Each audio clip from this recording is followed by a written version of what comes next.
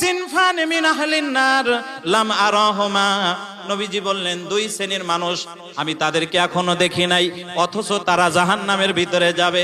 সাহাবীরা বললেন হুজুর এরা কারা?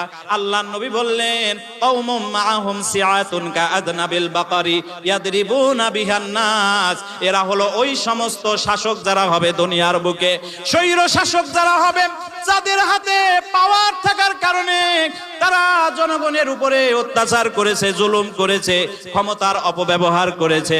আমার পরেই এরা পৃথিবীতে আসবে, এরা হবে জাহান্নামী, এই শাসকগুলো জাহান্নামে যাবে। সাহাবীরা বললেন হুজুর দুই নাম্বার শ্রেণী কারা? নবীজি বললেন নিসাউন কাসিয়াতুন আরিয়াতুন, এমন সমস্ত মহিলারা জাহান্নামী হবে যারা পোশাক পরার পরেও মনে হয় যেন এরা উলঙ্গ।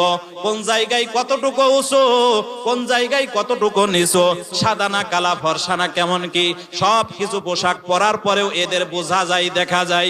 নবীজি বলেন এরা এইগুলা এই জন্য করে মা ইলাতুন মুমিলাতুন, নবীজি বলেন এর দ্বারা তারা নিজেরাও পরপুরুষের প্রতি আকৃষ্ট হয়, আবার পরপুরুষদেরকেও নিজের দিকে আকৃষ্ট করার জন্য এই সমস্ত ব্যবস্থা করে। আল্লাহর নবী বলেন এই দুই শ্রেণীর মানুষের শাস্তি হলো লা ইয়াদখুলনাল জান্নাতা ওয়ালা ইয়াজিদনা রিহাহা, এরা জান্নাতে তো যাবেই না, জান্নাতের গন্ধ পর্যন্ত পাবে না। সবাই বলেন আউযু বিল্লাহ।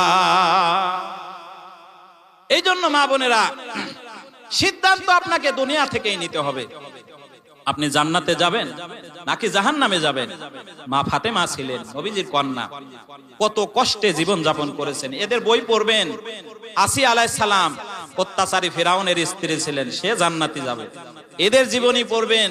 নবীর স্ত্রী যারা ছিলেন তাদের জীবনী পড়বেন। এই আজব আজব উপন্যাস, প্রেমের গল্প, প্রেমের ভিডিও, এই ফেসবুক টেসবুক সবকিছু তালাক দিয়ে দেন।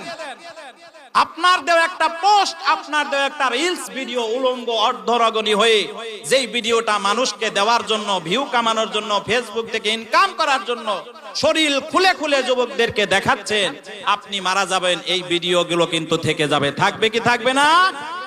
এ সমস্ত মহিলারা এরা পরপুরুষের সাথে যদিও শারীরিকভাবে জিনা করে নাই, নিজের শরীরকে পুরুষদের সামনে, মানুষের সামনে উলঙ্গ করে, উন্মুক্ত করে দেখানোর জন্য এদের আমলনামায়ও জিনার গুনাহ লেখা হয়।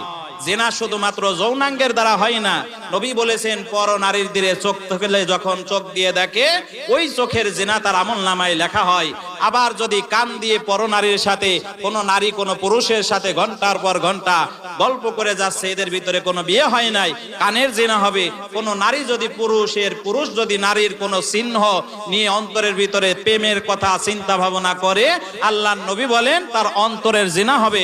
কোন মানুষ হাত দিয়ে পর নারীকে স্পর্শ করলে সে যদিও জিনা করে নাই, স্পর্শের কারণে হাতের জিনা, পা দিয়ে পর নারীর দিকে দেখা করার জন্য গিয়েছে, পটানোর জন্য গিয়েছে, এই পায়ের জিনা তার আমলনামায় লেখা হয়।